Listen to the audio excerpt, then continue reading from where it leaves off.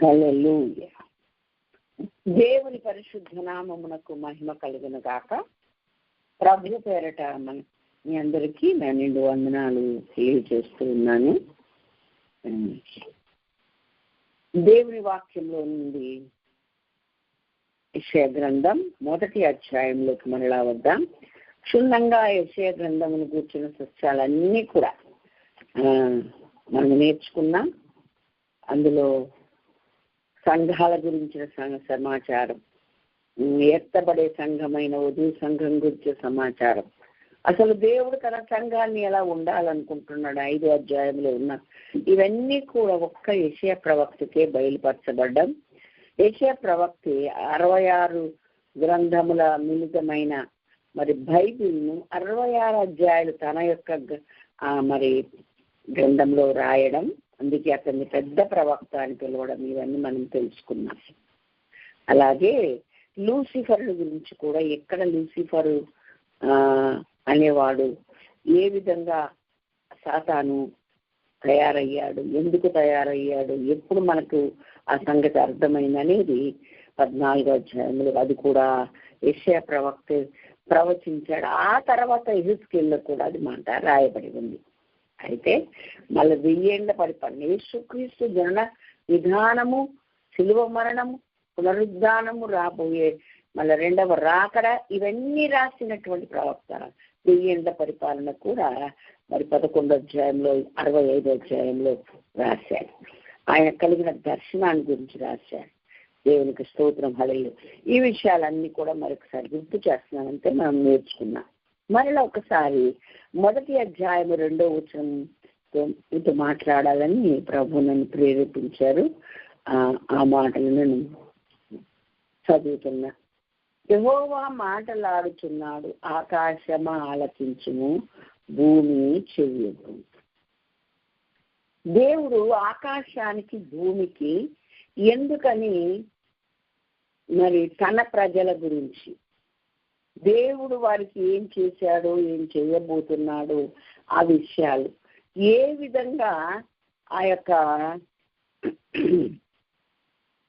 ఇశ్రాయేలుల పరిస్థితి, వారి అంతరంగ స్థితి ఎలాగుందో, దేవుని పట్ల వాళ్ళు ఏ విధంగా ఉన్నారు, ఏ విధంగా దేవుని వాళ్ళు ఆశ్రయించారు, ఏ విధంగా దేవుని వాళ్ళు మరి వెంబడిస్తున్నారు, ఈ విషయాలన్నీ కూడా ఆయన గమనించి చూసి తనకు బాధ కలిగించే విషయాలే తప్ప తనను సంతోషపెట్టే విషయాలు ఒక్కటి కూడా లేకపోవడం చూసి ప్రభు ఆకాశాన్ని భూమిని పిలిచి మరీ చెప్తూ ఉన్నారు.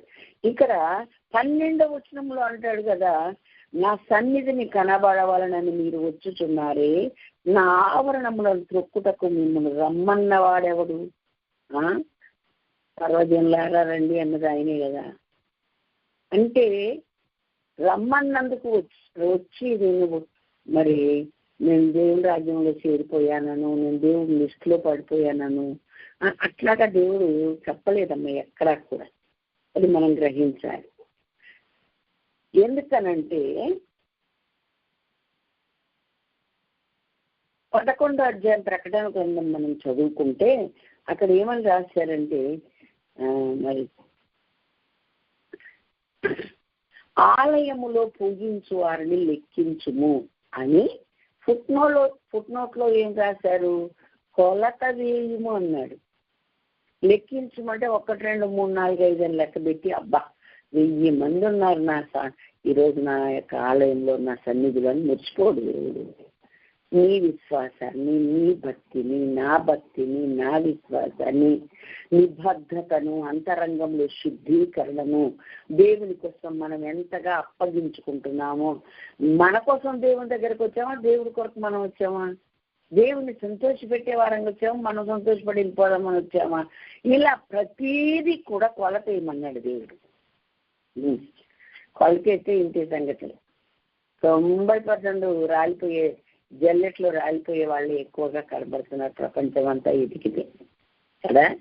కాబట్టి అది విషయంలో చాలా దుఃఖము కలిగి దేవుడు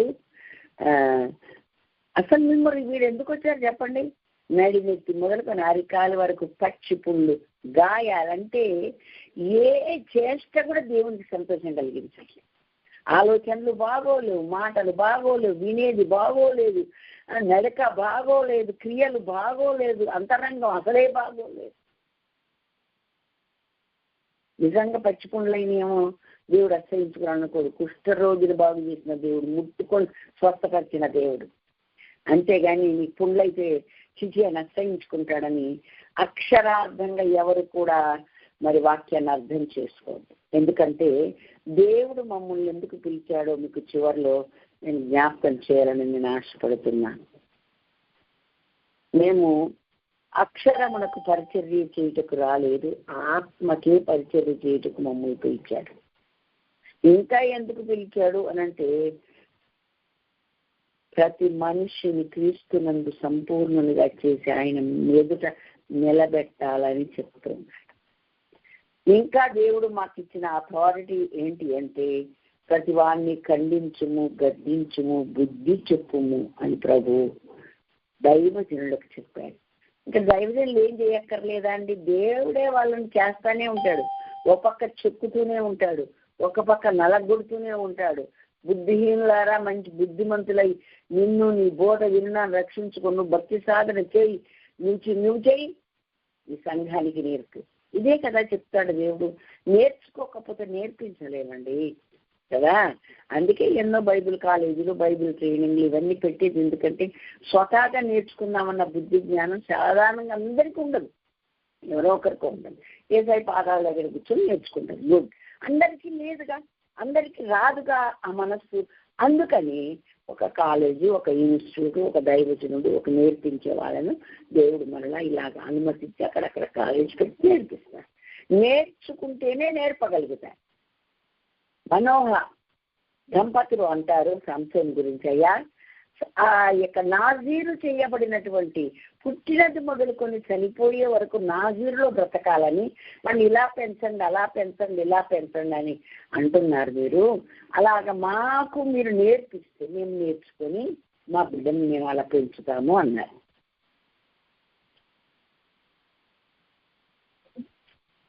దేవునికి మహిమ కలుగుందా. హల్లెలూయా. కాబట్టి మనం గ్రహించాల్సింది ఏంటి అని అంటే మనము ఒకటి నేర్చుకుంటే ఇతరులకు నేర్పగలుగుతాం. దైవజనులు ఆల్రెడీ నేర్చుకొని మనకు నేర్పిస్తున్నారని మనం గ్రహిస్తున్నాం. కొంతమంది బైబిల్ ట్రైనింగ్ లో నేర్చుకున్నదే నేర్పుతారు, కొంతమంది అయితే పాదాల దగ్గర నేర్చుకుంటాం. దేవుని ఎదుట నేను ధైర్యంగా ఒక ప్రమాణపూర్వకంగా చెప్పగలను, నేను నా బిడ్డలు ఏ ట్రైనింగ్ ఇన్స్టిట్యూట్ లో నేర్చుకోలేదు, కేవలం యేసయ్య పాదాల దగ్గర నేర్చుకున్నాను. ఏం చదువుకున్నావని నన్ను అడిగితే నేనైనా నా బిడ్డలైనా నేను చెప్పే జవాబు ఏంటంటే మేము లౌకికమైన విద్యను తక్కువ నేర్చుకున్నాం, మహోన్నతమైన విద్యను నేర్చుకున్నాం, నేర్చుకుంటూనే ఉంటాం. ఇంకా నేను చెప్తాను, నాకు 70 ఏళ్ళ వయసు వచ్చింది కానీ నేను నిత్య విద్యార్థిని. ఎవరైనా మాట్లాడితే, ఎవరైనా తెలియచేస్తే అక్కడికి వెళ్ళి చక్కగా మాటలు విని నేర్చుకోవడానికి, ఆ ప్రసంగాలు విని సత్యం గ్రహించి నేర్చుకొని ఇంకా దేవుల్లో ఎదగడమే తప్ప కరిపెట్టుకునేదంటూ ఏమీ లేదు అని నేను యథార్థంగా ప్రకటించగలను. బిడ్డలు కూడా అంతే, నేర్చుకున్న వారే నేర్పించగలుగుతారు. ఆ భక్తి సాధన అనేది ఇప్పటి జీవనం విషయంలోను రాబో జీవన విషయంలోను అది ప్రయోజనకరమైనది అని చెప్పి 1 తిమోతి 4:7-8 రాయబడి ఉంది గనక. కాబట్టి నీ చేతిలో నీకు అప్పగించినటువంటి మందను నువ్వు ఖండించు, గద్దించు, శిక్షణ చేయి, బుద్ధి చేయి, చెప్పు, నీతి యందు వారిని శిక్షణ చేయమని దైవజనులకు దేవుడు చెప్తే ఆ మాట మరలా విశ్వాసులకు ఏ విధంగా చెప్పాలంటే ఒకరికొకడు బుద్ధి చెప్పుకోమని చెప్పాడు, ఒకరినొకడు హెచ్చరించుకోమని చెప్పాడు, ఒకరినొకడు పురికొల్పుకోమని చెప్పాడు. నేను ఈ విధంగా చేయడానికి ఇష్టపడ్డాను, వాక్యం మీరు నేను తీర్మానం చేసుకున్నాను, మీరు కూడా నా ప్రియ సహోదరులు కనుక మనం కలిసి ఇలా చేస్తే దేవుడు మనల్ని దీవిస్తాడు, మన కుటుంబాలు దీని ఒకరికొకరు హెచ్చరించుకో. ఆయన ఏంది నాకు చెప్పేది అనుకునే ఆ మూర్ఖత్వం కూడా విశ్వాసులకు పోవాలని బైబిల్ చెప్తుంది. దాన్ని బోధించడానికి మేమున్నాం. అయితే నా సన్నిధికి రమ్మన్న దేవుడే ఎందుకు వచ్చారు అని అడిగాడు. ఎందుకు వచ్చారు అని అంటే, ఎందుకు అట్లా అంటున్నారయ్యా, మీ నైవేద్యం అంటే మీ ప్రార్థన వ్యర్థం, మీ కానుకలు వ్యర్థం, అసలు మీరు వచ్చింది దండగా. ఎందుకయ్యి అట్లా అంటున్నావు అంటే, అసలు ప్రతి వాణి తల మొదలుకొని నడిమెత్తి మొరుకొని అరికాలు వరకు పచ్చి పుండ్లు గాయాలే కానీ ఎక్కడ మంచి లేదు. మాట బాగోలేదు, క్రియలు బాగోలేవు, ఆలోచనలు బాగోలేవు, తలంపులు బాగోలేవు. మంచం మీద పరుండి ఉండి ఏం చేస్తారంటే మోసపు ఆలోచనలు ఆలోచించు వారికి శ్రమ అని. ఆలయానికి వస్తారు కానీ సియోనులో నిర్విచారంగా ఉన్న వారికి శ్రమ అని వాక్యం ఎన్నిసార్లు హెచ్చరించి మీకాలో ఉంటే చెప్తుంది 2:1 మంచం మీద పడుకొని దుష్టపు ఆలోచనలు ఆలోచించే వాళ్ళు ఉన్నారంట.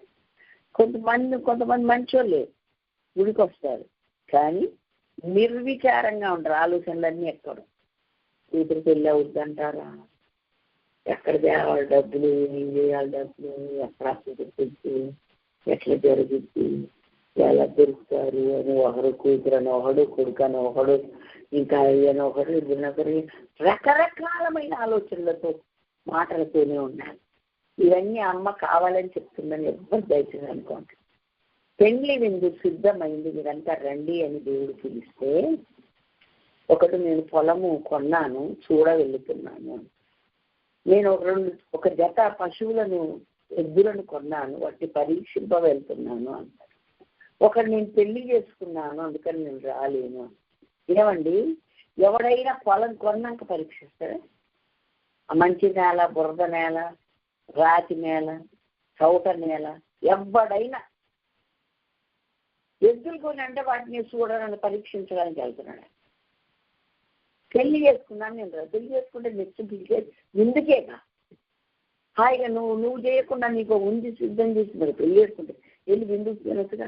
అంటే ఈ మాటలన్నీ దేవుడు పిలిస్తే ఎలా ఉన్నాయి, రావడానికి ఇష్టం లేని మాటలు, సాకులు అన్నమాట. ఇలాంటి మనసుతో ఎందుకు వచ్చారు మీరు అసలు వచ్చిన బలవంతంగా అని ప్రభుత్వం సిద్ధపాటలేదు. మీ దేవుని సన్నిధిని కనబొట్టకే మీరు సిద్ధపడండి అంది వాక్యం. అంటే ఏ విధంగా నిన్ను నీవు సిద్ధపరచుకొని నిన్ను నీవు అప్పగించుకొని ఆయన ఏం చెప్పినా పరిపూర్ణంగా నేను ఆయనకు లోపడతాను, ఆయన మాట వింటాను అన్న మనసుతో రావాలి. కానీ చక్కటి ఆలోచనలు వేరే పెట్టుకొని పద్ధతి ఏమి మార్చుకోకుండా, పద్ధతి సరి చేసుకోకుండా వచ్చే వాళ్ళతో దేవుడు ఆ మాట మాట్లాడాడు. అసలు నడి నెత్తి మొదలుకొని అరికాలు వరకు పచ్చి పుండ్లు గాయాలు, అది శుభ్రం చేయబడలే, పిండబడలే. అలా వచ్చారు మీరు. ఎందుకు వచ్చారు అసలు? మీ ప్రార్థనలు వేస్ట్, మీ నైవేద్యం వేస్ట్ అని చెప్పారు. అసలు మేము రమ్మన్నవాడే ఉడుతున్నాడు. ఎందుకంటే ఆలయము యొక్క విధి విధానాలు మనం గతంలో నేర్చుకున్నాము. మొట్టమొదటి రాగానే కాళ్ళు కడుక్కోవాలి. అంటే నువ్వు బయటికి కడుక్కున్న వాడివి, బాప్తిజం పొంది శుద్ధి చేయబడిన వాడవే, కానీ లోకంలో తిరుగుతుంటావు కదా. అందుకని కాళ్ళ కంటే, అందుకన్నాడు స్నానం చేసిన వాడు పాదాలు కడుక్కుంటే చాలన్నాడు. పేతురుతో ప్రభు బైబిల్ చదువుకోవాలి, చదువుతారు ఏది గుర్తుండదు, వెనకడ ముసలమ్మ ముచ్చట్లన్నీ మాత్రం మనకు బాగా గుర్తుంటాయి కదండి. అస్సలు అలాంటి పద్ధతి అది లేకపోయినా పర్వాలే, ఒకవేళ ఉన్నా ఈ పక్కకు పెట్టాలి. నీకు గుర్తుండాల్సింది దేవుని వాక్యం. సాతాను గారు ఎదుర్కొన్నప్పుడు, శోధనలు వచ్చినప్పుడు ఆ వాక్యం ఎలా ఎత్తిపట్టి ప్రార్థన చేయాలో, ఎవడైనా మనల్ని ప్రశ్నిస్తే ఏ విధంగా మనము జవాబు ఇవ్వాలండి, సంయోచితమైన జ్ఞానం ఉండాలి. అందుకే ప్రతీది మాదిరి చేశాడండి దేవుడు. బ్యాప్టిజం మాదిరికే తీసుకున్నాడు, హోలీ స్పిరిట్ మాదిరికే పొందుకున్నాడు, అరణ్యంలోకి వెళ్ళి ఉపవాస ప్రార్థన మాదిరికే చేశాడు. అక్కడికి సాతాను వచ్చి శోధిస్తుంటే టపా వాక్యాలు వాడవాళ్ళు ఇస్తుంటే అంతకంటే ఎక్కువ దేవుడు చెప్పి వాడిని తరుగుతాడు. ఇవన్నీ ఆయనకు అవసరమా? నీకు నాకు అవసరం. బతుకుతున్నాం లోకం, ఈ విధి విధానాలు మనం కూడా చేయాలి. చేస్తే సాతాను గడు మనం ఎట్లా శోధిస్తాడు, శోధిస్తే మనం ఎలా ఎదుర్కోవాలి, అది కదా దేవుడు మనకు నేర్పించింది. కాబట్టి వాక్యాన్ని అప్పుడు బైబిల్ తీసుకొచ్చేది గంధం మీద పోయింది అని చదివాడు దేవుడు.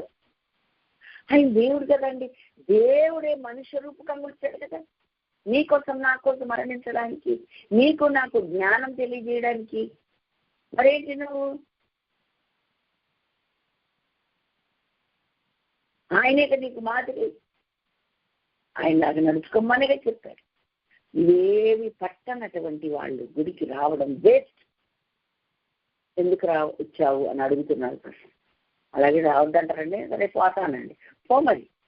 చెరువు మీద వెళ్తే ఎవరికంటా నష్టం? నీళ్ళే తాగను, నేను కొండ మీద అలిగాను, పంపు మీద, ఎవరికన్నా నష్టం?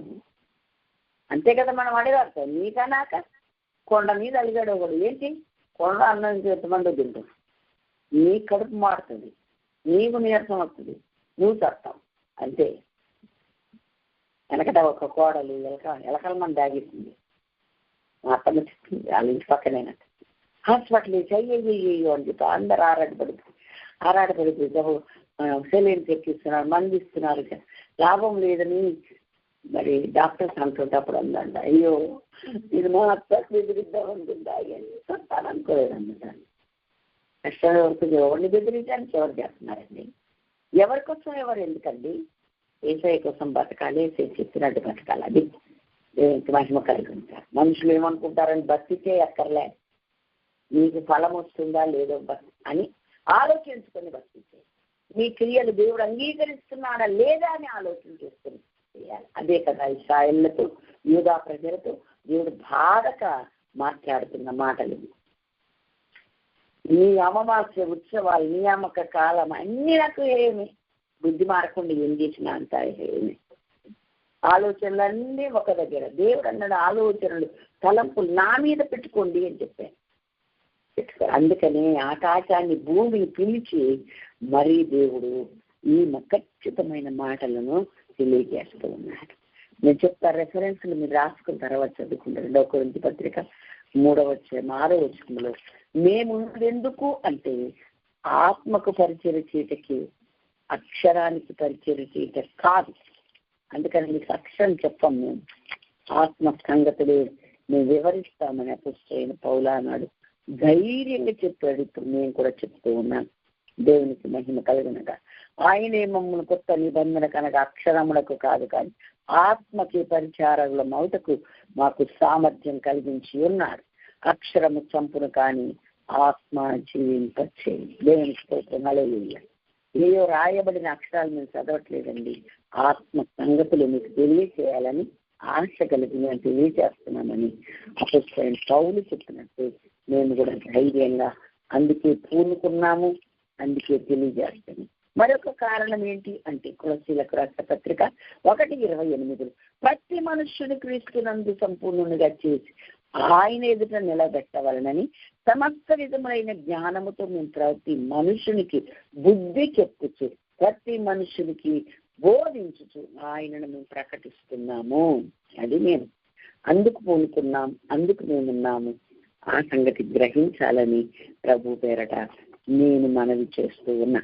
దేవునికి మహిమ కలుగు ఉండాలి. దేవునికి ఇంతగా బాధ కలిగించి ఎప్పటికీ మనం చేయకుండా మనం చాలా జాగ్రత్తగా ఉండమని దేవుని వాక్యం మనల్ని హెచ్చరిస్తూ ఉంది. నీ చేతులు చాపితే నేను చూడను అని నిన్న కూడా మనం తెలుసుకున్నాం, మనం చూసి. కాబట్టి అప్పుడు అంటాడు దేవుడు, మరి 18వ వచనం 19వ వచనంలో మీరు రండి, ఆ పాపాలు ఎంత మీకు సమ్మతి పడాలని నా మాట వినాలని అనిపించిందా? అయితే రండి. ఎలాంటి పాపాలు, ఎర్రని రక్తములాగా ఉన్న పాపాలైనా చల్లగా నేను మార్చి హిమములాగా అంటే శుద్ధీకరిస్తాను. పరిశుద్ధత, తెలుపు పరిశుద్ధతకు సాదృశ్యం కదా. అందుకే క్రైస్తవులు అనేసరికి తెలుపు వాళ్ళందరికీ గుర్తు. మన జెండాలో కూడా, జాతీయ జెండాలో ఇండియాకు అదే ఉంది కదా. కాబట్టి మనం గ్రహించాలి, క్రైస్తవులు అనేసరికి పరిశుద్ధతకు సాదృశ్యమైన తెలుపునే వాడతారు. నీ పాపములు కెంపు వలె ఎర్రని వైనను అవి హిమము వలె తెల్లబడును అన్నాడు. కెంపు వలె ఎర్రని వైనను అది గుర్రెబొచ్చు వలె తెల్లని వగును. అయితే నా మాట మీరు సమ్మతించి వింటే నేను భూమి యొక్క మంచి పదార్థములు మీరు అనుభవించేలాగా భుజించి చేస్తాను. సమ్మతింపక తిరగబడితే నిశ్చయంగా మీరు ఖడ్గం పాలవుతారని ఏ మోమాటం లేకుండా యెహోవా సెలవిచ్చి ఉన్నాడు. అది 18 నుండి అది 20వ వచనం వరకు మనం చదువుకుంటాం. ఇంకా నేను మొదటి అధ్యాయంలోనే ఈ విషయాలు మనం నేర్చుకుంటున్నాం. గ్రహించాల్సింది ఏంటంటే దేవుడు మన మీద ఆకాశాన్ని భూమిని సాక్ష్యం పిలుస్తాడా, సాక్షులుగా పెడతాడా? పెడతాడు. ఎక్కడుంది ఆ మాటలు ఇంకా అంటే మరి 3:9 చూడండి. యెషయా గ్రంథం 3:9 అంటాడు, మీ ముఖ లక్షణమే మీ మీద సాక్ష్యం చెప్తుంది అంటే. యేసయ్య ఎదుట నిలబడగానే మన ముఖ లక్షణాలన్నీ కూడా సాక్ష్యం ఇస్తాయంటే. ఏమండి బాబోయ్. ఎస్. ఇంకా మత్తయి సువార్తలో రాశాడు కదండి, ఏమని? మత్తయి సువార్తలో ఉంటది ఏమని అని అంటే, నీ పలికే నీ మీద సాక్ష్యం ఇస్తుంది. పేతురు తడబడుతూ నేను ఆయన ఎరగను అన్నాడు, కానీ ఆయన ఆ తడబడే మాట తీరే అబద్ధాలు చెప్తుందని అర్థమైపోయింది. అందుకనే వాళ్ళు అన్నారు, ఎందుకే అనవసరంగా మాట్లాడతావు, నీ పలికే నీ మీద సాక్ష్యం ఇస్తుంది అని చెప్పాను. నీ వారిలో ఒకడవే, నీ పలుకు నిన్ను గూర్చి సాక్ష్యం ఇస్తున్నదని చెప్పాను. ఇక్కడ మత్తయి 26:73 వచనంలో ఆ మాట మీరు రెఫరెన్స్ రాసుకున్న తర్వాత మీరు వీటిని ఒకసారి మళ్ళీ ఎక్సర్సైజ్ లాగా చదువుకోవాలని మరి నేను నీ జ్ఞాపకం చేస్తాను. అంటే భూమి మీద నువ్వు బ్రతికే బ్రతుకుకు ఆయన సన్నిధికి వెళ్ళేదానికి ఆ రాజ్యము నువ్వు చేరడానికి ప్రయత్నం చేస్తున్న ప్రతి ప్రయత్నం, ఆయన సన్నిధికి వెళుతున్న విధానం, ఆయన ఆరాధిస్తున్న విధానం, మనం బ్రతుకుతున్న విధానం, ఏ విధంగా ఆయన సేవించి విధానం అన్నిటికీ ఆకాశం భూమి సాక్ష్యం, నీ ముఖ లక్షణం సాక్ష్యం. ఇంకా ఏం సాక్ష్యం? ద్వితీయోపదేశ కాండంలో కూడా ఇంకొక మాట రాస్తుంది. అక్కడ ఏం సాక్ష్యం ఇస్తాయంట? దేవుడు పనిగట్టుకుని చెప్తున్నాడు, ఇవన్నీ పిలిచి మరీ చెప్తున్నాడు, ఇవన్నీ మనం గ్రహించాలి. ద్వితీయోపదేశ కాండం 30వ అధ్యాయం 19 నేడు జీవమును మరణమును ఆశీర్వాదమును శాపమును నేను నీ ఎదుట ఉంచి భూమి ఆకాశముల మీద సాక్షులుగా పిలుచుతున్నాను. యెషయా గ్రంథంలో చెప్పాడు, మళ్ళీ ఇక్కడ కూడా చెప్తున్నాడు. ఏమంటుండండి? జీవాన్ని మరణాన్ని నేను ముందుంచి నీవు ఇది కోరుకో, నువ్వు బతకాలంటే, నువ్వు దీర్ఘాయువు కలిగి ఉంటే నువ్వు ఇది కోరుకో అని కూడా నేను చెప్పాను. దీనికి మీరు అబద్ధం ఆడితే ఎవరు చెప్పలేదండి, మాకు తెలియదండి అని నువ్వంటే ఏంటి?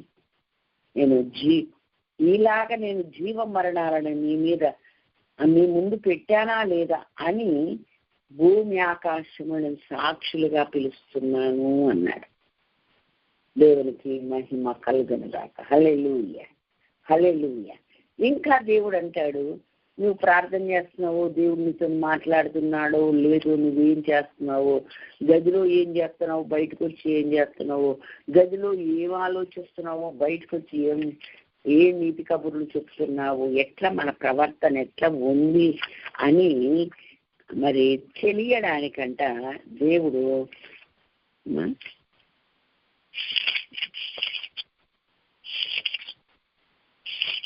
హబక్కూకు గ్రంథము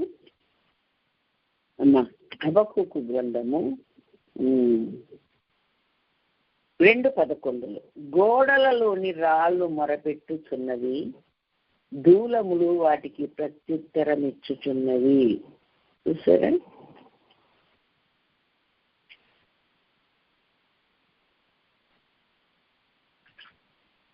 కాబట్టి ఏవేవి సాక్ష్యం ఇస్తాయంటే, నువ్వు గదిలో చేసే గోడలు దూలాలు సాక్ష్యం. నా ఎదుట కూడా అబ్బే దేవుడా నేను అసలు అలా చేయలేదని ఆయన ముందుకు వచ్చి నిలబడితే నీ ముఖమే చెప్పుద్ది, నీ పలికే చెప్పుద్ది. మత్తయి 7:73 చెప్పాను నేను అన్నమాట. మీరు రాసుకొని చదువుకుంటా. నీ పలికే నువ్వు వారిలో ఒకడవే అని సాక్ష్యం ఇస్తుంది. ఎందుకు అబద్ధాలు ఆడతావు, ఎరగానంటావు అని వాళ్ళు చెప్పేశారు. ముఖం చూస్తే తెలిసిపోతాం కదా. ఇంకా నువ్వు రహస్యంగా ఆలోచించి ఇతరుల మీద మాట్లాడి ఇవన్నీ చేసేయంట ఎక్కడ సాక్ష్యం ఇస్తున్నాయంట? మనం ప్రసంగిలో కూడా చదువుకున్నాం, గోడలు మరి రాళ్ళు సాక్ష్యం చెప్తాయి, రెక్కలు గలది సంగతి చెప్పుద్ది, సమాచారం చెప్పుద్ది, మీరు జాగ్రత్తగా ఎవరిని దూషించకండి, ఎవరిని ఏమనకండి అని ప్రసంగిలో మనం చదువుకున్నాం గతంలో. మళ్ళా చూద్దాం ఒకసారి. ఇక్కడ చూడండి, గోడల్లోని రాళ్ళు ఏమో మొరపెట్టుతున్నాయంట, దూలములు వాటికి విరోధంగా సాక్ష్యము మరి చెప్పుతున్న, ప్రత్యుత్తరం ఇచ్చు, దూలములు వాటికి ప్రత్యుత్తరం ఇచ్చుచున్నవి అని దేవుడు చెప్తూ ఉన్నాడు. కాబట్టి మనము చాలా జాగ్రత్తగా ఉండకపోతే, బ్రతకపోతే మనము చాలా ఇబ్బందులు పడతాము. ఆ తర్వాత ఎవరు చూడలేదు, నాకు నేను ఏం చెప్పినా దేవుడు నమ్ముతాడన్న భామలో బతకొద్దు. మనుషులే కాదు, నీకు నీవే సాక్ష్యం చెప్పు, నీ మనస్సాక్షి కూడా సాక్ష్యం చెప్పుద్ది అని రెండవ పత్రిక, క్షమించండి, రోమా 2:14-16 వరకు మీరు చదువుకోండి. మనస్సాక్షి సాక్ష్యం చెప్పుద్దంట, ఎవరు చెప్పక్కర్లేదు. తప్పు లేదని, తప్పు ఉంది అని రెండు చెప్పేది కూడా మనస్సాక్షి అండి. రోమా 2:14-16 వరకు మీరు చదవచ్చు. ఓకే. మరొక మాట, యెహోషువ గ్రంథములో దేవుడు పితరులైన వారికి దేవుడు చెప్తున్నాడు ఏమని అనంటే, వాళ్ళు 24వ అధ్యాయం 26, 27 వచనాల్లో ఒక మాట ఉంటుంది. 24వ అధ్యాయం, యోర్దానులో నుండి బయటకు వచ్చిన తర్వాత యోర్దాను ఒడ్డున మరి ఒక రాయిని పెట్టి, నేను 26, 27 అండి, 24వ అధ్యాయం నేను చదువుతున్నా. దేవుని ధర్మశాస్త్ర గ్రంథములో ఆ వాక్యములను వ్రాయించి పెద్ద రాతిని తెప్పించి యెహోవా పరిశుద్ధ స్థలములో ఉన్న సింధూర వృక్షం కింద దానిని నిలవబెట్టి జనులందరితో ఇట్లానను, ఆలోచించుడి, యెహోవా మనతో చెప్పిన మాటలన్నీ ఈ రాతికి వినబడెను గనక అది మన మీద సాక్షిగా ఉండును. ఇందాకేం చెప్పాడండి ద్వితీయోపదేశ ఖండంలో? ఆకాశం భూమి మన మీద సాక్ష్యం చెప్పుద్ది అన్నాడు కదండి. ఇక్కడ దేవుడు మనకేమేం చెప్పాడో ఈ రాయి విందంట, ఈ రాతికి వినబడను గనక అది మన మీద సాక్షిగా ఉండును. మీరు మీ దేవుని విసర్జించిన ఎడల అది మీ మీద సాక్షిగా ఉండును. బైబిల్ మాటలండి, నేను రాసుకొచ్చుకోలే కొత్తగా.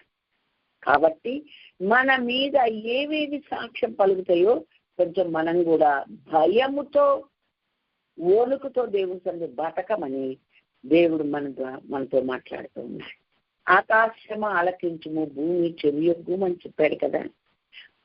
అది ఆలకించమని ఎందుకు చెప్పాడంటే, నా పిల్లల్ని నేను ఇలా పెంచాను, ఇలా పెద్దవారిగా చేశాను, గొప్పవారిగా చేశాను, అయితే వాళ్ళు ఇలా ఉన్నారు, వాళ్ళ స్థితి ఇలా ఉంది, ఇలా ఉన్నారు అని చెప్పి ఎంతో వేదనతో ఈ విషయాలన్నీ కూడా ఆకాశానికి భూమికి దేవుడు ఇక్కడ వినిపిస్తున్నాడు. అంటే ఏవి సాక్ష్యం ఇస్తాయి అని మన ద్వితీయోపదేశ కాండంలో జీవమును మరణాన్ని మీ ముందు పెట్టి ఆకాశమును భూమిని నేను సాక్షులుగా మీ మీద పెడుతున్నాను అని చెప్తున్నాడు. తర్వాత ఇక్కడ ఈ రాయికి వినిపించాను నేను, వినబడ్డా ఎవరిని దేవుడు ఏమేం చెప్పాడు, ఏ ఆజ్ఞలు చెప్పాడు, ఏ విధులు చెప్పాడు, ఏ కట్టడలు చెప్పాడు, ఏ విధి విధానాలు చెప్పాడు, అన్ని రాయికి వినబడ్డాయి. కాబట్టి ఈ రాయి మీ మీద సాక్షిగా ఉంటుంది, మీరెవరు తప్పించుకోలేరు, జాగ్రత్త స్వామి అని చెప్పి మళ్ళీ ఎవరింటికి వాళ్ళని పంపించాడు. ఇక్కడ ఆది కాండంలో కూడా ఇలాంటి మాటలే మనకు వినబడతాయి. ఆది కాండం 31వ అధ్యాయం 44 నుండి 48 వరకు మనం చదువుకుంటే అక్కడ యాకోబు లాబాను మాట్లాడుతున్న సంభాషణ. ఏమయ్యా, ఇంట్లో నుంచి పారిపోయి వచ్చేది ఎందుకయ్యా, నాకు చెప్తే నేను పంపిస్తానా, మేళ తాళాలతో నా కూతురులందరినీ, నా మనవరాలు ముద్దు పెట్టుకొని పంపేవాడిని, ఎందుకు అలా చేసావంటే నువ్వు అన్ని లాక్కుంటావు ఏమని నేను అలా చేశాను, ఎందుకంటే నువ్వు నన్ను చాలా విసిగిచ్చావు, చాలా ఇది చేశావు, అందుకని నేను ఇక అలా చెప్పకుండా వచ్చేసాను అని చెప్పి, సరే ఇప్పుడు అయిందేమైంది, నేను హాని చేసేందుకే ఆ చెప్తుంది, కానీ మీ దేవుడు నిన్నటి రాత్రి నన్ను గర్జించాడు, ఏం చేయదు అని చెప్పాడు కనుక నేనేం చేయట్లేదని అంత అయిపోయిన తర్వాత ఇక్కడ సరే ఇక్కడ భోజనాలు ఏర్పాటు చేశాడు. బంధువులం గనక రాళ్ళు తెప్పించి అక్కడ ఒక కుప్ప వేయించి యాకోబు అంటాడు, లాభాన్ అంటాడు, లాభాను లేదు ఈ కుప్ప నాకును నీకును మధ్య సాక్షిగా ఉండునని చెప్పింది.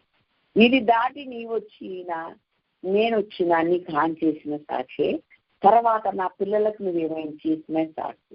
కాబట్టి నీవు ఇక్కడ అంటాడు, దేవుడే నీకు సాక్షి, నా పిల్లలను కాక నువ్వు వేరొక స్త్రీలను వివాహం చేసుకుని నీవు ఇంకేమైనా ఇబ్బందులు పెడితే దేవుడే నీకు సాక్షి అని చెప్పేసి, నువ్వు ఇది దాటి మళ్ళీ నాకు హాని చేయడానికి నీకు సైన్యం కుదిరినప్పుడు వస్తే దానికి కూడా దేవుడే సాక్షి అని మరి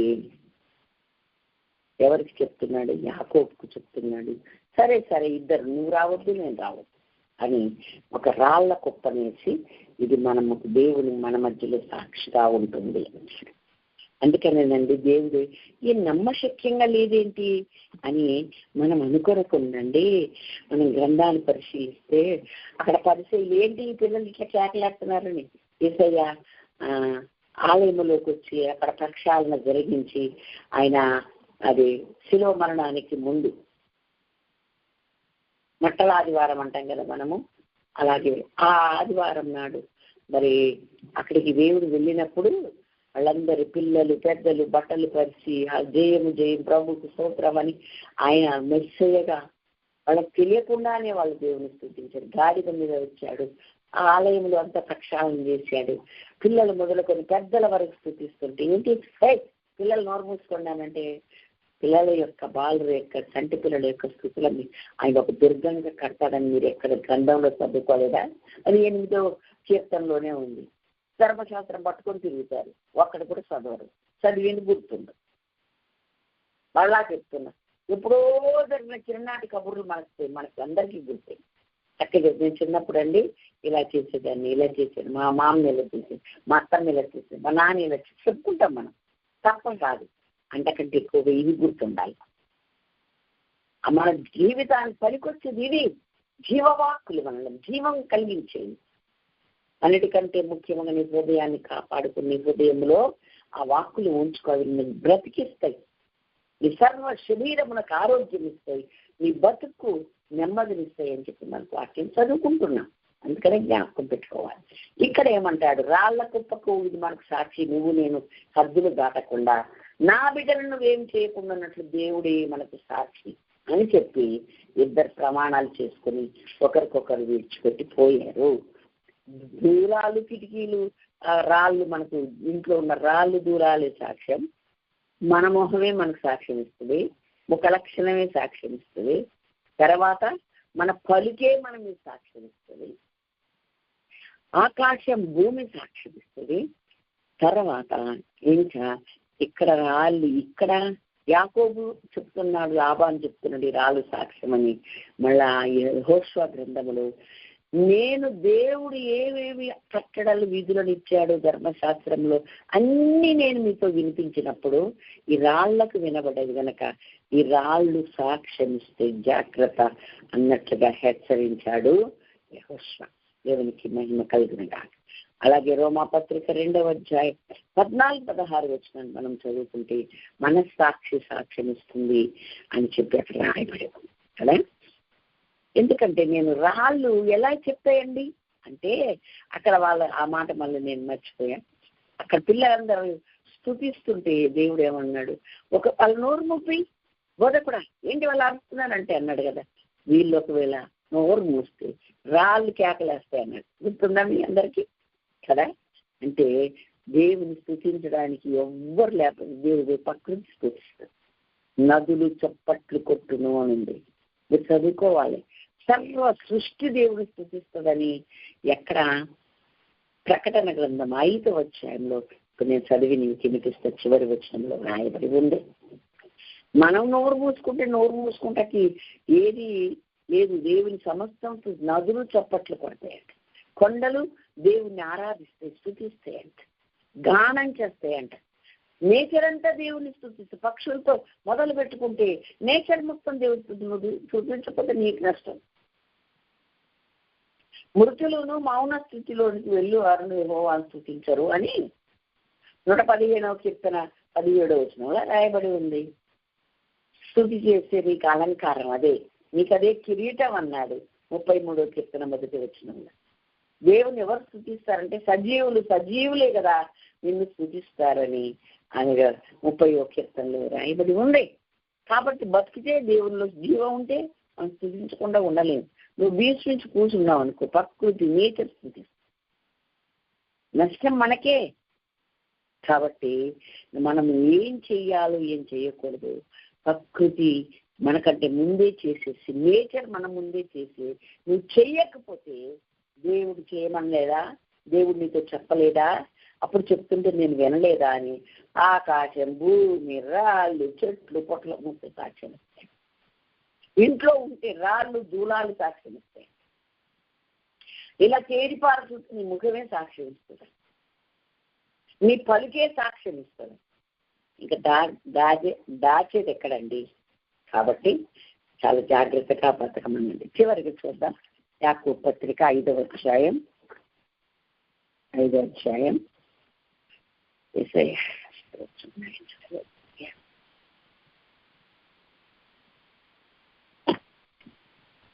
5వ అధ్యాయం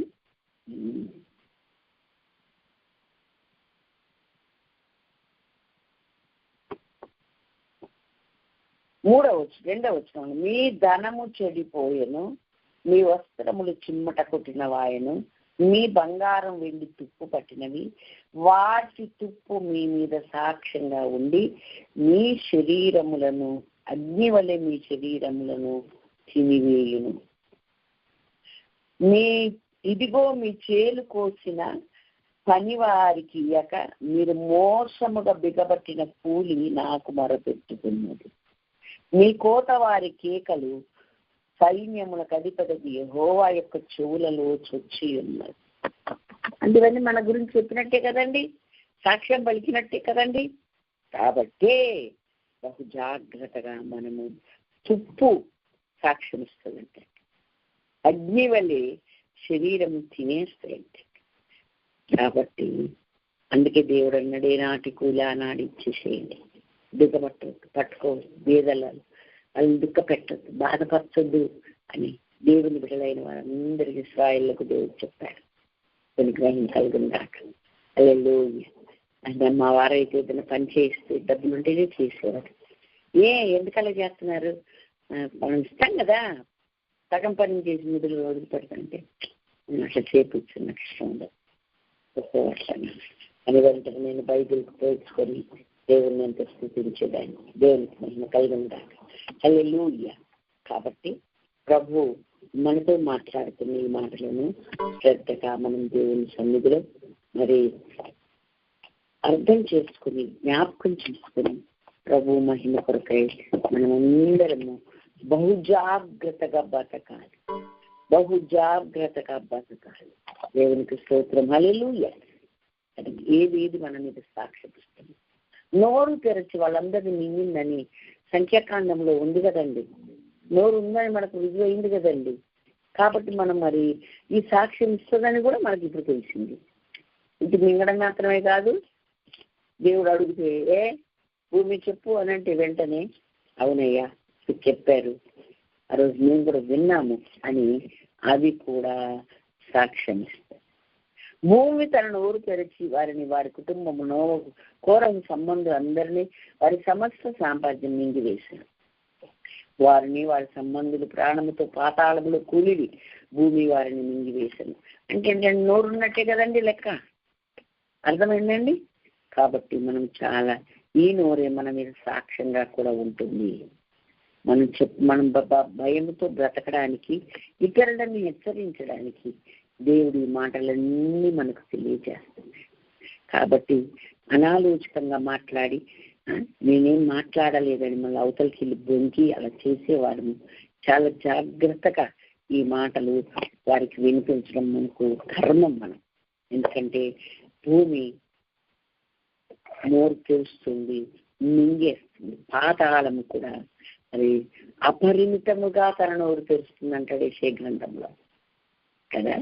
కాబట్టి చాలా జాగ్రత్తగా దేవుని సన్నిధిలో దేవుని కొరకు మనం చాలా జాగ్రత్తగా బ్రతకాల్సిన అవసరం ఎంతైనా ఉంది అని మనము గ్రహిస్తూ ఉన్నాం.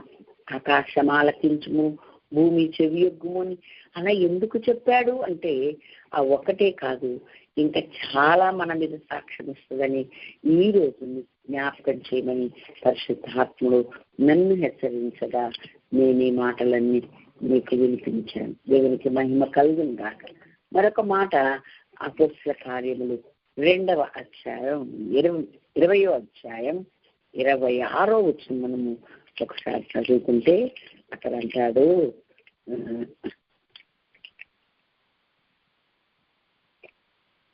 అపొస్తలుల కార్యం 20:26లో, కాబట్టి మీలో ఎవరి నాశనం విషయమైనను నేను దోషిని కానని నేడు మిమ్మును సాక్ష్యం పెట్టుచున్నాను అన్నాడు. అంటే మీకు సాక్ష్యం ఇస్తున్నా, ఈ సాక్ష్యం ఈ హాల్లో ఇక్కడున్న రూమ్లో ఏమేమిందో అది కూడా అక్కడ చెప్పుద్ది. మీరు మీ మీద మీరే సాక్షి. నేను చెప్పలేదా, నేను చెప్పాను కదా అంటే అంటే నీ పలికే సాక్ష్యం ఇస్తుంది, నీ ముఖంలో మారే రంగులే సాక్ష్యం ఇస్తాయి. ఇంకా తప్పించుకునేది ఎక్కడ? అందుకని మిమ్మల్ని మీరే సాక్ష్యం పెట్టుచున్నాను అంటాడు. ఎవరి నాశనం విషయమైన నేను దోషిని కానని నేడు మిమ్మల్ని సాక్ష్యం పెట్టుచున్నాను అంటాడు. చెప్పాల్సిందంతా చెప్పేశాను, ఇంకా అంటూ ఏమీ లేదు అని ధైర్యంగా ప్రకటిస్తున్నాడు అపొస్తలుడైన పౌలు గారు. కాబట్టి మనం చాలా జాగ్రత్తగా దేవుడు మత్తయి సువార్తలో, మార్కు సువార్తలో ఏమని చెప్పాడంటే, నాన్న మీరు సువార్త ప్రకటించి మీరు వినకపోతే మీ బోడిని దులిపేయండి, మీ పాదముల ధూళి దులిపేయండి. యోగ్యులైతే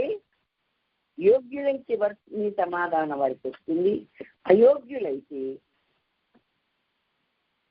విమర్శ దినం ముందు ఆ ధూళి మీ మీద సాక్ష్యం, మీకోసం సాక్ష్యం చెప్తుందా అన్నడా లేదా? మత్తయి సువార్త 10వ అధ్యాయం 14, ఎవడైనాను మిమ్మల్ని చేర్చుకొనక మీ మాటలు వినకుండి ఎడల మీరు ఆ ఇంటినైనా ఆ పట్టణమున విడిచిపోయినప్పుడు మీ పాద ధూళి దులిపివేయుడి, విమర్శ దినమందరూ సాక్ష్యం ఇస్తుందని మరి ఒక చోట దేవుడు రాసి పెట్టాడు. కాబట్టి చాలా చాలా జాగ్రత్తగా మనం బతకాలి.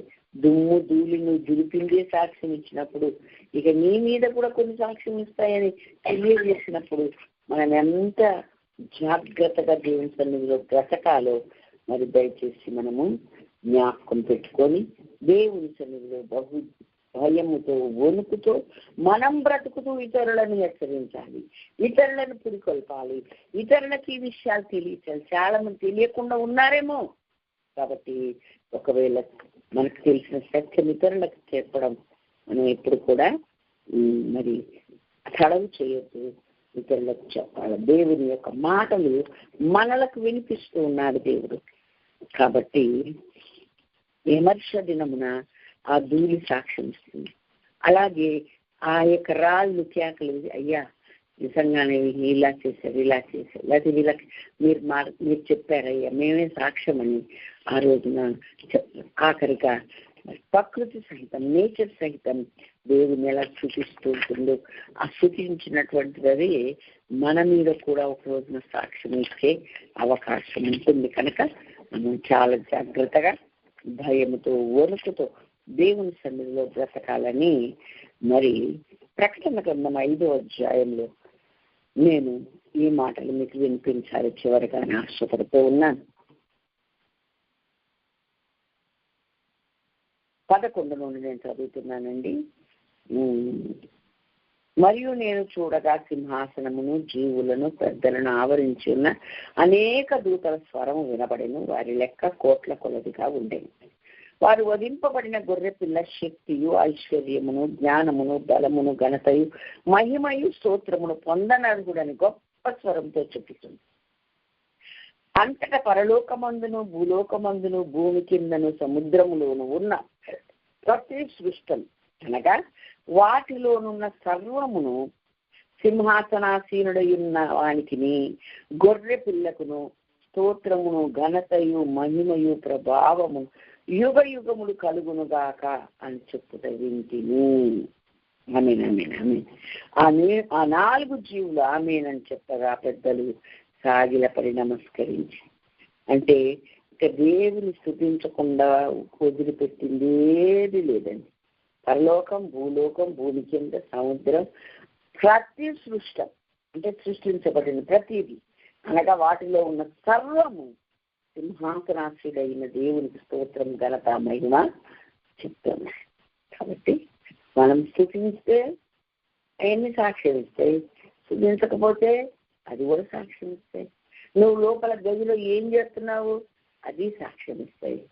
నువ్వేమి ఏ విధంగా దేవుణ్ణి సేవిస్తున్నావు అది కూడా సాక్ష్యం.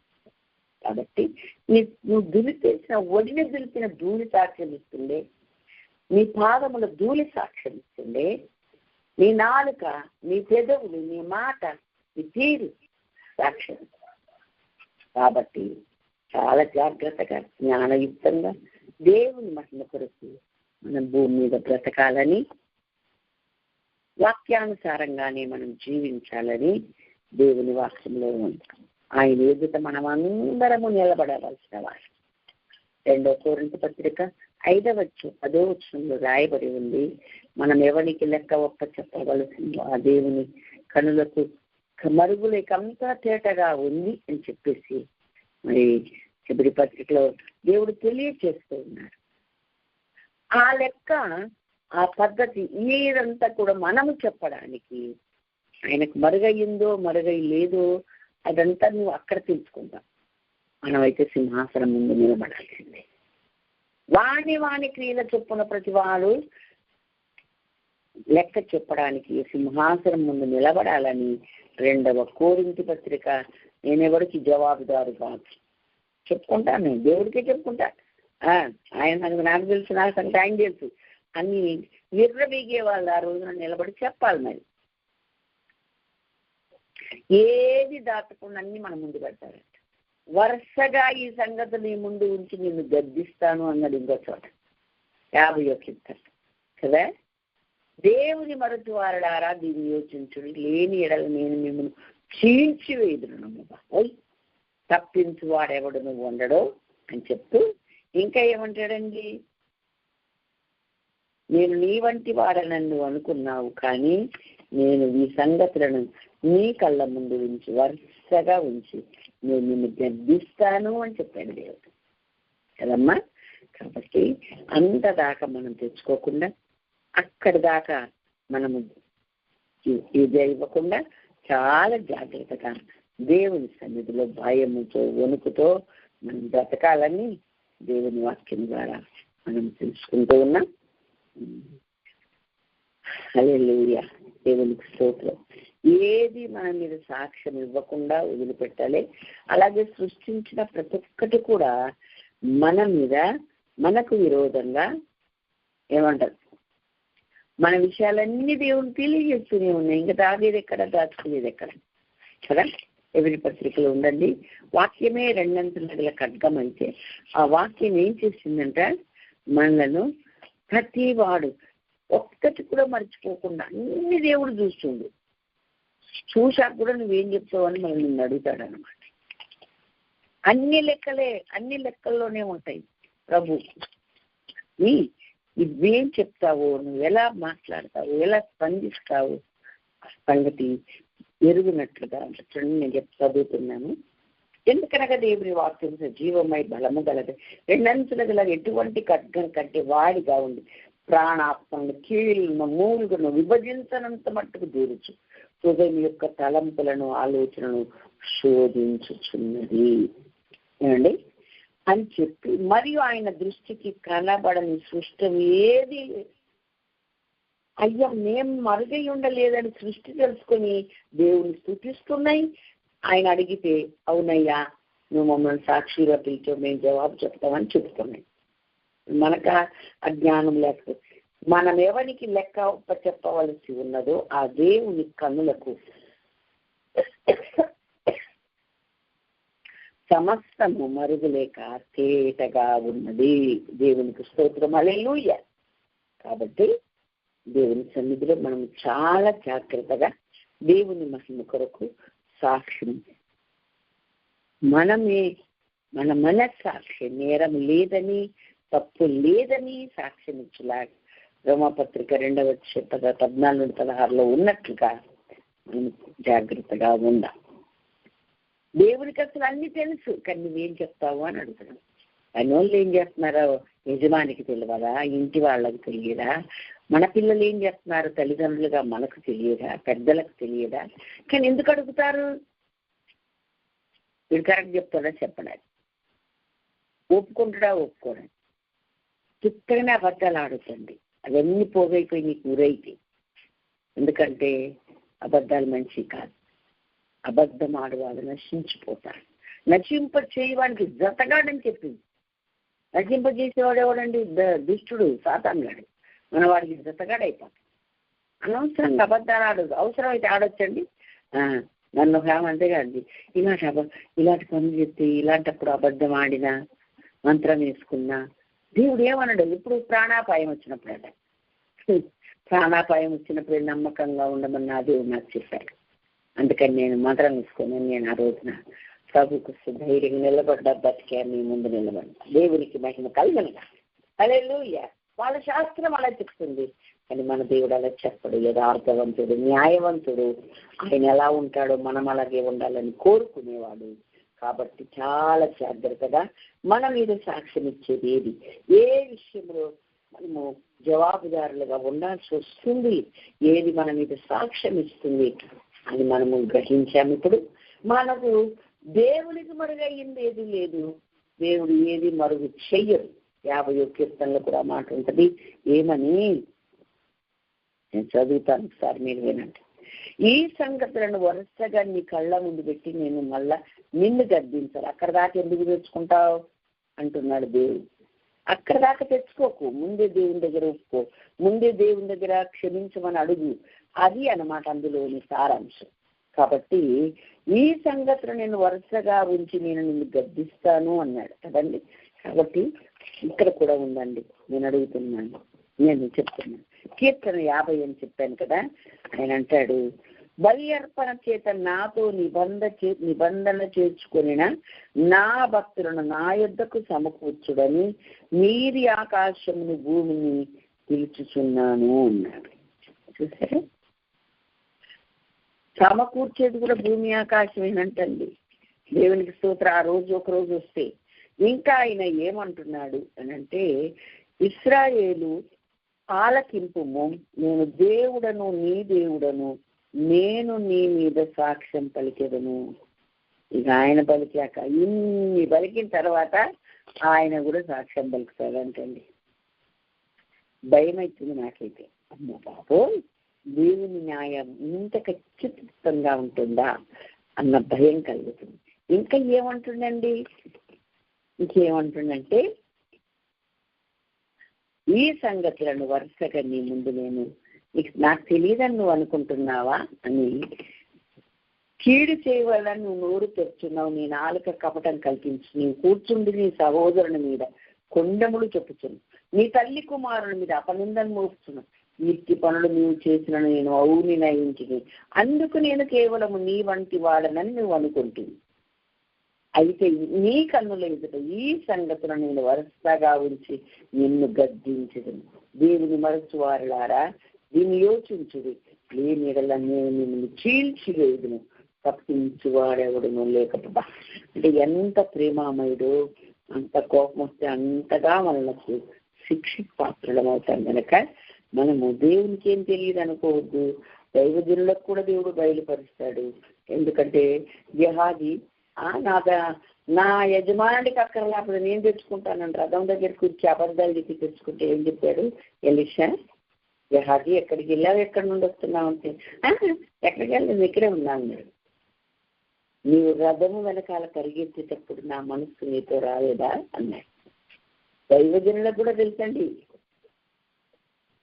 కాబట్టి చాలా దేవుడు బయలుపరుస్తాడు.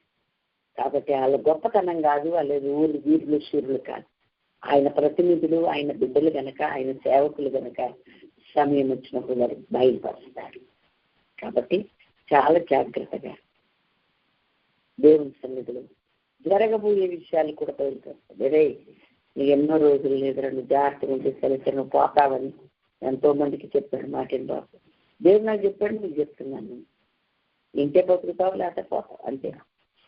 కాబట్టి ఈ విధంగా కడవరి దినాలు ఉన్న మనము ఇతరులను హెచ్చరిస్తూ ఇతరులను పురికొలుపుతూ అసలు దేవుడే మన మీద సాక్షి అయిన తర్వాత నేనే నీ మీద చెప్తున్నా కదా, నువ్వు ఇలా చేసావు అలా చేసావని మనం చెప్పాక ఎక్కడ మొహం పెట్టుకుంటాం, ఏం మాట్లాడతాం, ఏం అవ్వని చెప్తాం కదా.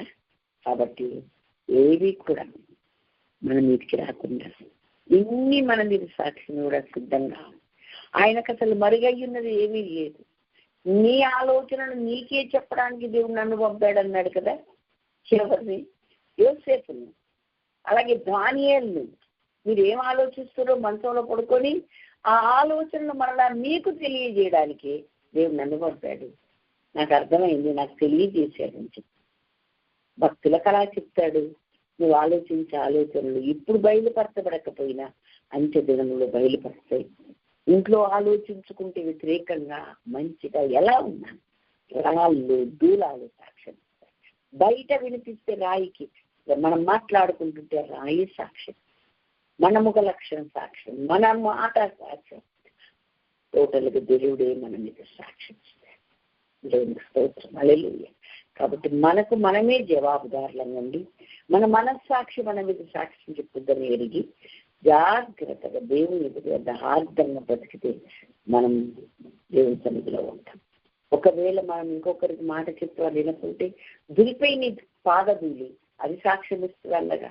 మరి ఇంకొకరు దురిపితే మనం ఈ సాక్షి మీద, ఒడిని దురిపితే సాక్షి మీద. కాబట్టి దేవుని సన్నిధి చాలా భయంతో, చాలా వణుకుతో మరి ఆయన కొరకు మనం నిలబడాలని దేవుని వాక్యం మనకు నేర్పిస్తుంది. చూడండి, మా అమ్మగారు సేవ వాళ్ళు చిన్నప్పుడు ఒక దైవజనుడు పాడాడంట. అది ఎందుకనంటే ఒక రక్షించబడిన వ్యక్తి ఆయన తన సాక్ష్య రూపంగా ఆ పాట పాడి వినిపించలేమని. సామాన్యమటండి సత్క్రైస్తవుడిగా నుండుట సామాన్యమటండి అని ఏదేది మానివేయాలో, ఏదేది వదులుకోవాలో, ఏదేది చెయ్యాలో అని పాట రూపకంగా పెద్ద 2-3 వచనాలు పాడండి. సరదా కాదు, సత్క్రైస్తవుడిగా బతకడం అంటే మామూలు విషయం కాదు. నువ్వు ఇలా ఉండాలి, నువ్వు ఇలా చెయ్యాలి, నువ్వు ఇలా బ్రతకాలి, నీ మాట ఇలా ఉండాలి, నీ మాట అవునంటే అవును, కాదంటే కాదని ఉండాలి అని ఈ విధంగా పాట రూపం మొత్తం పాడేది. ఇప్పుడు అమ్మమ్మ చిన్నప్పుడు వాడితే విన్నాను.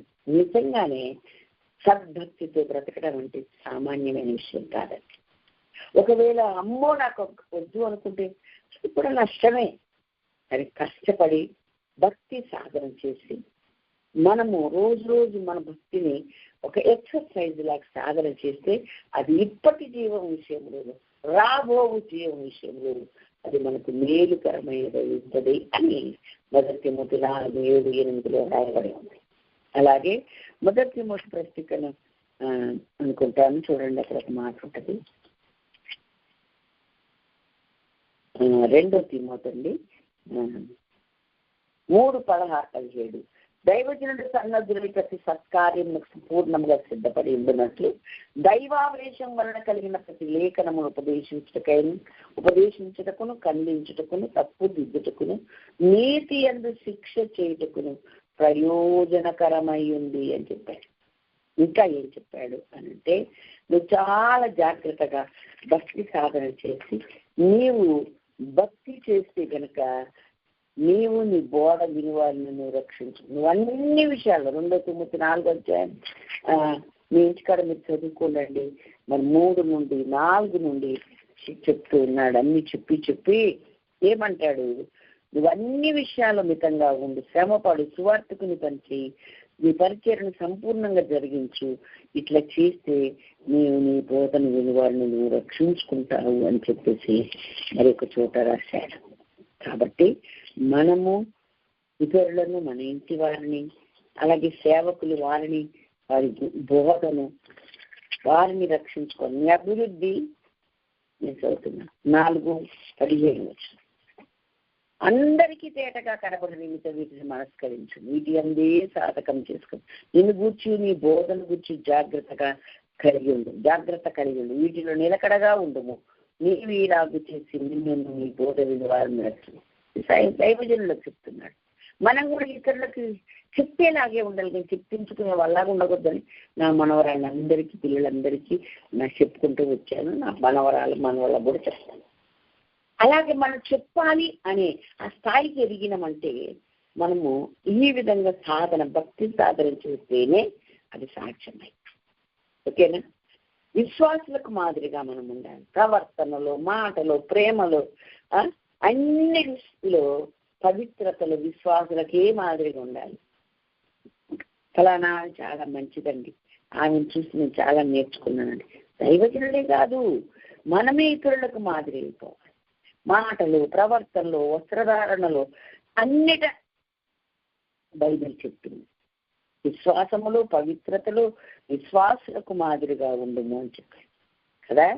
కాబట్టి మనము ఈ విధంగా ఉంటేనే ఆయన రాజ్యానికి వారసులం అవుతామండి. అంత జాగ్రత్తగా దేవుడు మనతో ఏం మాట్లాడుతున్నాడో గ్రహించి, దేవుడు ఆకాశమా ఆలకించి భూమి చెవియొగ్గని ఎందుకు పిలిచాడంటే అదే కాదు, ఇంకా చాలా మన మీద సాక్ష్యం ఇస్తాయని మీకు తెలియచేయమని ప్రభు నాకు చెప్పాడు. ఆ సత్యం నేను మీకు తెలియచేశాను. మీ హృదయం ముందు భద్రపరచుకోండి. వాక్యానుసారంగా జీవించటకే ఎప్పుడు మనం ప్రయత్నిస్తాం. ఎవరికి వాళ్ళ మీ మనస్సాక్షి కలిగిన వారమే, నేను చేస్తుంది కరెక్టేనా కాదా, దేవుని లెక్క చెప్పాల్సి వచ్చినప్పుడు నేను ధైర్యంగా నిలబడగలనా లేదా, నా పలుకు నా మీద సాక్ష్యం ఇస్తుందా, తడబడుతున్నానా, మా పలుకు అబద్ధం అని చెప్తుందా, నా ముఖ లక్షణం నా మీద అబద్ధం అని చెప్తుందా, లేక లేదు వీళ్ళు నిజంగా దేవుని బిడ్డలని చెప్తున్నా. ఎవరికి వాళ్ళమే పరిశీలించుకుందాం. మనకు మనమే సాక్షిగా దైవజనులు పెట్టారు. అమ్మ నేను ఇది చెప్పానని నీవే సాక్ష్యం అన్నాడు. ఆ తర్వాత ఇదిగో ఈ రాతికి వినపడింది, ఈ గోడకు వినపడింది, గోడలోని రాళ్ళు విన్నాయి, అయ్యే చెప్తాయి, దూలాలు చెప్తాయి, నేను చెప్పేది ఏం లేదు అని చెప్తున్నప్పుడు మనం ఎంతో దేవుని కృతజ్ఞతలమై భయం కలిగి ఒకవేళ కూలి మిగిల్చుకుంటే కూలి సాక్ష్యం ఏమండి అది మొర పెడతాదంట. ఏమంటే వాటికి నోరుడబట్టే కదండి.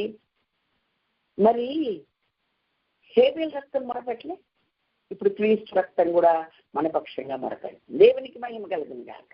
ఆ మాటలు హెబ్రీ పత్రికలో రాయబడి హేబేలు రక్తం మొరపెట్టిందన్న సంగతి మనం అందరికీ తెలుసు. ఆదికాండం 4వ అధ్యాయంలో మీ తమ్ముని రక్తం భూమిలో నుండి నాకు మొరపెడుతుంది. ఏం సంగతి, అబద్ధాలు చెప్తున్నామని దేవుడు నిలదీయలేదా?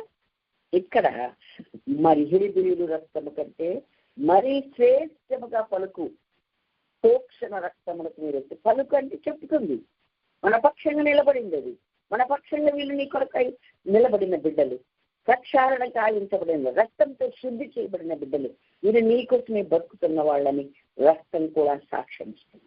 నేను చివరికి ఒక మాటను చదివి ముగిస్తాను. ఎక్కడ యోహాను పత్రిక 1 యోహాను పత్రిక 5వ అధ్యాయం ఇక్కడ మరి 6వ వచనం చదువుతాను. నీళ్ల ద్వారాను రక్తం ద్వారాను వచ్చిన వాడు ఈయనే, అనగా యేసుక్రీస్తే. ఈయన నీళ్లతో మాత్రమే కాక నీళ్లతోనూ రక్తంతోనూ వచ్చును. ఆత్మ సత్యం గనక సాక్ష్యం ఇచ్చేవాడు ఆత్మయే. సాక్ష్యం ఇచ్చేవారు ముగ్గురు, అనగా ఆత్మయు నీళ్లును రక్తమును, ఈ ముగ్గురు ఏకీభవించి ఉన్నారు. ధర్మశాస్త్రం ఏం చెప్పిందండి? 2-3 సాక్ష్యములు ఉంటే తప్ప మీరు ఏది కూడా ఒక విషయం నిర్ధారణ చేయొద్దన్నాడు. ఆ ధర్మశాస్త్రమే మరి రాయబడింది మనకు కాన్స్టిట్యూషన్ కనుక, రాజ్యాంగం కనుక తప్పకుండా వాళ్ళు దాన్ని బట్టి వాళ్ళు తీర్పు చెప్తున్నారు కోర్టులలో. కాబట్టి దేవుడు ఏం చెప్పాడు? 2-3 నోట ప్రతి మాట స్థిరపరచబడు. అట్లుంటేనే నువ్వు ఎవరికైనా శిక్ష విధించు, అట్లుంటేనే ఎవరికైనా నువ్వు ఇది అన్యాయమని వాళ్ళు తీర్పు తీర్చు. అట్లా లేకుండా చేయొద్దు అన్నాడు కదా. ఆ మాటని మనము కూడా యథార్థవంతులమని లేక నేరస్తులమని ఈ 3 కూడా సాక్ష్యం ఇస్తాయంట. యేసుక్రీస్తు హేబేలు కంటే మరీ శ్రేష్టంగా పలుకు ఆయన రక్తం మన మీద సాక్ష్యం ఇస్తుందంట. కాబట్టి మనము చాలా జాగ్రత్తగా దేవుని సన్నిధిలో 2-3 సాక్షుల నోట ప్రతి మాట స్థిరపరచబడుతుంది అని మాట దేవుడు చెప్పాడు. కనుక మనము భయముతో వణుకుతో దేవుని సన్నిధిలో మసులుకోవాలి. ఏది కూడా ఎవరు పడితే వాళ్ళు ఏది పడితే అది మరి మనము మాట్లాడకూడదు. మాట్లాడితే ఆ మాట మన పలుకు సాక్ష్యం ఇస్తుంది. ఆ మాట్లాడే మాటలు మనకు వ్యతిరేకంగా తిరిగితే మనము అన్యాయం అయిపోతాము. కాబట్టి మనం చాలా జాగ్రత్తగా దేవుని సన్నిధిలో బ్రతకాలని, గడపాలని, దేవుని మహిమ కొరకు మనము నిలబడాలని వాక్యం ద్వారా మనము తెలుసుకుంటూ ఉన్నాం. ధర్మశాస్త్రంలో వ్రాయబడిన ఈ సంగతులన్నీ మనకు ముందే తెలియబడినవి. ఎవరి మీదనైనా నేరం మోపాలనుకుంటే అని మరి లేక నిర్దోషి అని చెప్పాలంటే 2-3 సాక్ష్యాలు అవసరము అని ధర్మశాస్త్రంలో వ్రాయబడి ఉంది. ఆ చొప్పుననే రాజ్యాంగంలో రాశారు. అదే ఇప్పుడు కోర్టులలో మరి చెప్తుంది. క్రీస్తు ఎదుట కూడా వీరు నిర్దోషులు, దేవుని బిడ్డలు అని చెప్పడానికి ఈ 3 సాక్ష్యం ఇవ్వాలంట. 1 యోహాను పత్రిక మళ్ళా చదువుదాం. 5వ అధ్యాయం మరి 6వ వచనం నేను చదివాను. దయచేసి మీరు మళ్ళీ ఒకసారి చూసుకోవాలని నేను ప్రభు పేరట మనవి చేస్తున్నాను. చివరిగా మనం ముగించే ముందు ప్రభు మనకు తెలియజేస్తున్నాడు, నీళ్లతో యేసుక్రీస్తు మాత్రమే ఆయన నీళ్ల ద్వారాను రక్తము ద్వారాను వచ్చిన వాడెవరు అంటే యేసుక్రీస్తు. నీళ్లతో మాత్రమే కాక నీళ్లతోనూ రక్తముతోనూ వచ్చాడు. ఆత్మ సత్యం గనక సాక్ష్యం ఇచ్చేవాడు ఆత్మయే సాక్ష్యం ఇచ్చేవారు 3. 7వ వచనం 7-8 కలిసే ఉన్నాయండి. అనగా ఆత్మయు నీళ్లును రక్తము ఈ 3 ఏకీభవించి ఉన్నారు. హల్లెలూయా. కాబట్టి మనం ఈ సాక్ష్యం కలిగి ఉందా? సాక్ష్యం ఇచ్చే ఆ దేవుణ్ణి మనము కలిగి ఉందాం. దేవుడు మనకు ఆ సాక్ష్యం ఏమనగా నిత్య జీవం ఇస్తానని ప్రభువు మనకు సాక్ష్యం ఇచ్చారు. ఆ సాక్ష్యమే 2-3 చెప్తే తప్ప అది నిర్ధారణ కావాలన్నమాట. రక్తం ఇస్తుంది సాక్ష్యం, నీళ్ళు ఇస్తుంది సాక్ష్యం, తర్వాత మరి ఇంకేంటి? నీళ్లును రక్తమును ఆత్మయు ఈ 3 మనకు నిత్య జీవము ఇస్తానన్న సాక్ష్యాన్ని దృఢపరుస్తుంది. దేవునికి స్తోత్రం. హల్లెలూయా. అనేక సత్యాలు ఎప్పుడు మాట్లాడుతున్న సత్యాలు ఇది దేవుడు మనందరితో మాట్లాడాడు. ఈ సంగతి గ్రహించి హృదయంలో భద్రపరుచుకొని వాక్యానుసారంగా మనం అందరము జీవిద్దాం. అట్టి కృప దేవుడు మనందరికీ అనుగ్రహించును గాక. దేవుడి మాటలను దీవించును గాక. ఆమేన్. హల్లెలూయా. ప్రార్థన చేస్తున్నాం.